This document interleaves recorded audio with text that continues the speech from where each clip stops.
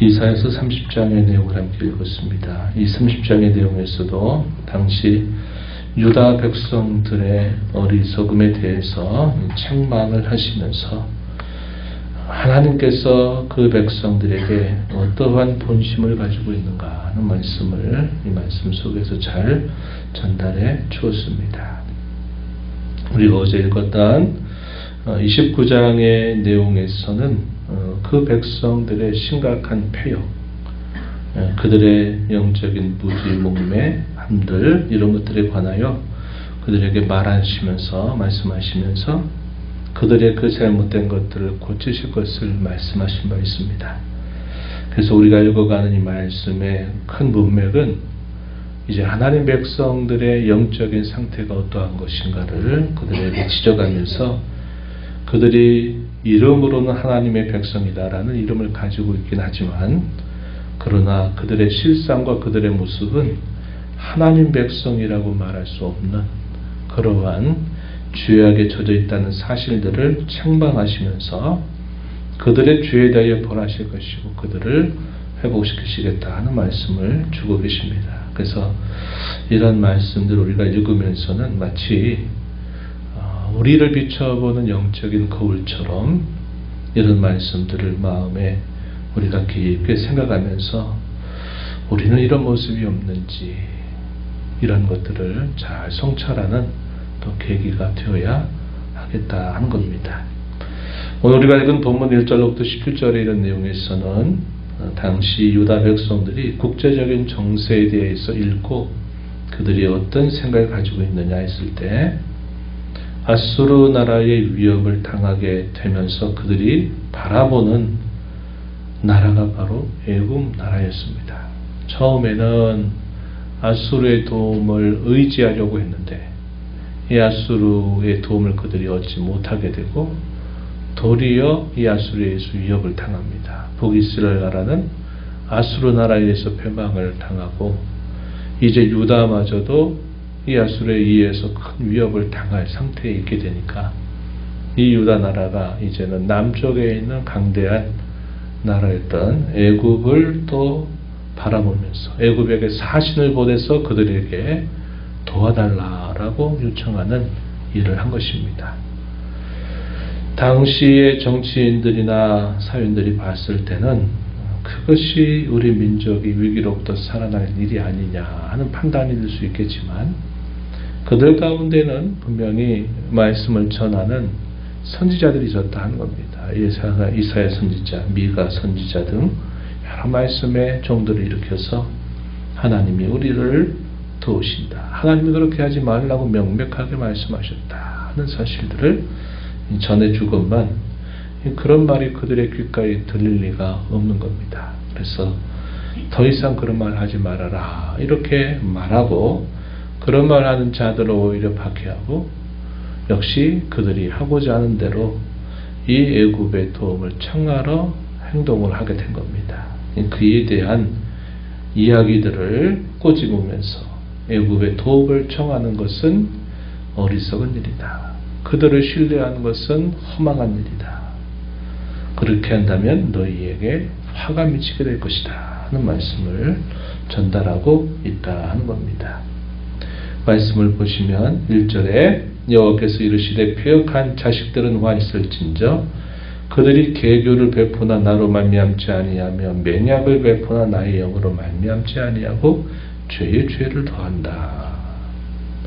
패역한 자식들에게 화가 있다. 이 패역하다라는 말이 우리가 어제도 살펴본 것처럼 하나님이 하시는 말씀을 들으면서도 하나님 뭐라고 말씀하시는가를 귓가로는 들고 알고 있으면서도 그들의 마음과 행실이 고의적으로 그 말씀을 지키지 않는 태도, 이게 패역의 모습이다 그랬습니다.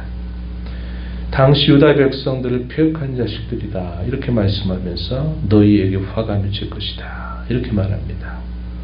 그 이유가 나의 말씀하기를 계교를 베풀지만 나로 말미암지 않는다. 맹약을 맺지만 나의 영으로 말미암지 않는다. 나름대로 자신들이 닥치고 있는 이 위협을 어떻게 풀어가야 될까 고민하고 많은 생각들을 하지만 하나님의 뜻에는 아무 관심이 없고 맹약, 나라들과의 조약을 맺으려고 애를 쓰지만 그것도 하나님의 영으로 말미암아 한 것이 아니다. 이렇게 말하는 겁니다. 실상 우리가 쭉 살펴보면 왜 아수르 나라의 위협이 유다에 미치게 될까요?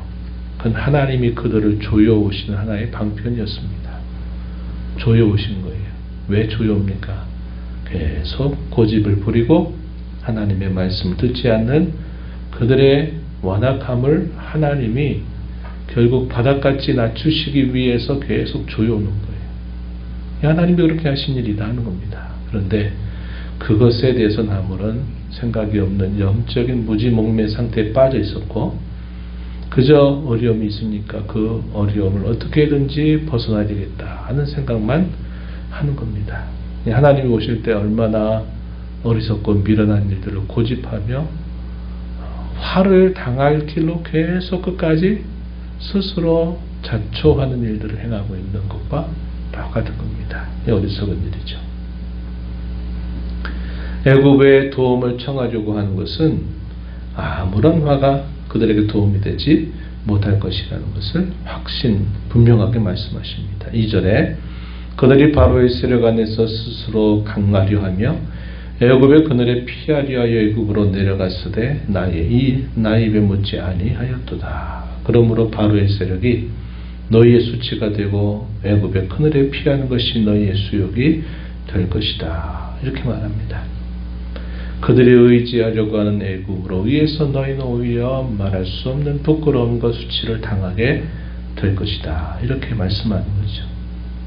이런 애굽은 오늘날 우리가 비유적으로 설명할 때는 뭐가 같습니까? 세상과 같죠. 세상. 그리스도인들이 하나님께서 무엇인가를 깨닫게 하시려고 계속 뭔가를 계속 그들 가운데 보이시고 가르쳐 주시기를 원하시는데 그리스도인들이 그 하나님에게서 답을 찾으려고 하는 게 아니라 그들이 마치 어려움이 닥치니까 세상적인 도움을 바라고 세상의 지혜를 바라고 세상의 어떤 힘을 의지하려고 하는 어리석은 일을 행하는 것과 같다 하는 겁니다. 그럼 그것들이 도움이 되겠는가? 오히려 그것이 그들에게는 수치와 부끄러움밖에 되지 않을 것이다 하는 것과 매우 비슷한 내용이 된다 하는 겁니다. 그래서 우리 예수님 믿는 사람들은 어떤 어려움과 어떤 위기가 닥칠 때는 그 일을 주장하신 하나님을 바라고 의지하여야지 그것을 하나님과 상관없이 세상적인 지혜를 구하고 세상적인 도움을 바라려고 하는 것은 대단히 어리석고 더 큰 화를 불러들이는 것과 같은 것이다 하는 것을 우리가 배울 수 있는 겁니다. 애굽의 도움은 헛되고 무익할 것이다. 7절에 이렇게 또 말씀합니다. 애굽의 도움은 헛되고 무익하니라. 그러므로 내가 애굽을 가만히 앉은 라합이라 일컬었느니라. 이렇게 표현을 했습니다. 이어서 유다 백성들이 하나님을 배반하는 사실들을 분명히 책망하시는 내용이 이어집니다. 8절 이하에 소개되는데 선지자 이사야를 향해서 이렇게 말씀해요. 이제 가서 백성 앞에서 서판에 기록하며 책에 써서 후세의 영원히 있게 해라. 대저 이들은 배역한 백성이요 거짓말하는 자식들이요 여호와의 법을 듣기 싫어하는 자식들이라. 이렇게 써서 대대로 전해라. 이렇게 하나님 말씀하시는 겁니다. 그들이 선견자나 선지자들에 대하여 갖는 태도 뭐라고 말합니까? 10절 보면 우리에게 바른 길을 보이지 말라. 우리에게 부드러운 말을 하라. 거짓된 것을 보이라. 너희는 바른 길을 버리며 첩경에서 돌이키라. 이스라엘의 거룩하신 이를 우리 앞에서 떠나시게 하라. 이렇게 선견자에게 선지자들에게 말한다는 겁니다. 바른 말 하지 마라. 듣기 싫다. 좀 우리가 듣기 좋은 말 좀 해줘라. 이렇게 말하는 겁니다. 그들이 하나님에 대하여 갖는 태도를 이렇게 말씀하는 겁니다. 선지자들의 말을 멸시하는 것은 그 선지자를 보내신 하나님을 멸시하는 것과 다를 바 없는 것이죠. 그들이 이러한 태도를 가지고 하나님을 향하여 배반하고 있고 도리어 선지자와 선지자들을 위협하고 협박하고 공갈하면서 회유하는 겁니다. 하나님이 하시는 말씀을 말하지 말고 좀 우리가 듣기 좋은 말 하라 하는 말은 이렇게 하지 않는다면 너 가만두지 않겠다. 이런 식의 태도를 취하고 있는 것이죠. 뭐라고 말씀합니까? 애굽과 동맹하는 유다는 마치 뭐와 같은가? 무너져 내리는 담과 같다. 이렇게 말합니다. 여러분들 길가에 가다가 이렇게 보면 옛날에 만든 그 담이 이렇게 기울어 있을 때 그 기울어진 담을 보면 어떤 생각이 듭니까? 야, 이거 금방 무너져 내리겠다. 이거 빨리 수리해야 되는데. 그래서 그 담이 있는 곳을 피해서 가게 될 겁니다. 마치 유다가 애굽을 의지하는 것은 지금 무너져 가는 담, 이 담과 똑같다. 그래서 그 담이 무너져서 순식간에 무너지는 것처럼 될 것이다. 또 14절에서는 토기장이가 그릇을 만들고 이 그릇이 마음에 들지 않아서 이 만들었던 그릇을 아낌없이 부숴버리는 것처럼 하나님께서 그 백성들에 대하여 이렇게 하실 것이다. 결과는 어떻게 될 것인가? 17절에 보니까 남은 자가 겨우 산꼭대기의 깃대 같을 것이고 산마루 위에 깃이 같을 것이다. 멀리서 딱 봤을 때 이 산꼭대기에 몇 개 남아있는 깃대와 같이 하나님 백성들이 이런 무서운 징계를 받게 됨으로써 그들이 남은 자가 많지 않게 될 것을 말씀하시는 내용이 된다 하는 겁니다. 유다민족이 구원을 받은 길은 오직 하나님을 신뢰하는 데 있다는 사실을 강조합니다. 15절 이하에 보면 이렇게 말해요. 너희가 돌이켜 조용히 있어야 구원을 얻을 것이요 잠잠하고 신뢰하여 힘을 얻을 것이거늘 너희가 원하지 아니하고 이르기를 아니라 우리가 말 타고 도망하리라 하였으므로 너희가 도망할 것이요 이르기를 우리가 빠른 짐승을 타리라 하였으므로 너희를 쫓는 자들이 빠를 것이다. 이렇게 표현하면서 17절에 보니까 너희 남은 자가 겨우 산 꼭대기에 깃대 같겠고 산마루 위에 깃이 같으리라 하셨다. 이렇게 표현했습니다. 18절에 보면 그러나 여호와께서 기다리시나니 이는 너희에게 은혜를 베풀려 하심이고 일어나시리니 이는 너희를 불쌍히 긍휼히 여기려 하심이라. 대저 여호와는 정의 하나님이시라. 그를 기다리는 자마다 복이 있도다. 이렇게 표현했습니다. 하나님께서 기다리시고 일어나실 준비를 하고 계시다는 겁니다. 뭘 기다리는 겁니까? 마치 부모의 품을 떠난 자식이 빨리 돌아오기를 기다리는, 탕자를 기다리는 아버지 마음처럼 또 일어나시려고 한대요. 뭐 하시려고? 긍휼을 베푸시려고 하나님이 일어나실 준비를 하고 있다. 이렇게 표현을 하면서 여호와를 기다리는 자가 이러한 은혜를 입게 되리라고 말씀하시는 겁니다. 또한 그들에게 이제는 영적인 총명함을 그들에게 주셔서 그 백성들이 이제는 깨닫게 하실 것이다. 이렇게 말합니다. 우리가 어제 읽었던 29장에서는 영적인 무지 몸에 빠지게 될 것, 그것에 대해서 말씀한 바 있는데 하나님은 그들을 깨우치신다 하는 겁니다. 20절 중간에 보면 먼저 환난의 떡과 고생의 물을 주신다. 환난의 떡, 고생의 물, 뭘 말할까요? 하나님이 적당하게 그 백성들을 견체 가시는 것을 환난의 떡과 고생의 물로 비유합니다. 내 스승은 다시 숨기지 아니하시리니 내 눈이 내 스승을 볼 것이다. 내가 오른쪽으로 치우치든지 왼쪽으로 치우치든지 내 뒤에서 말소리가 내 귀에 들려 이르기를 이것이 바른 길이니 너희는 이리로 가라 할 것이다. 이렇게 표현했습니다.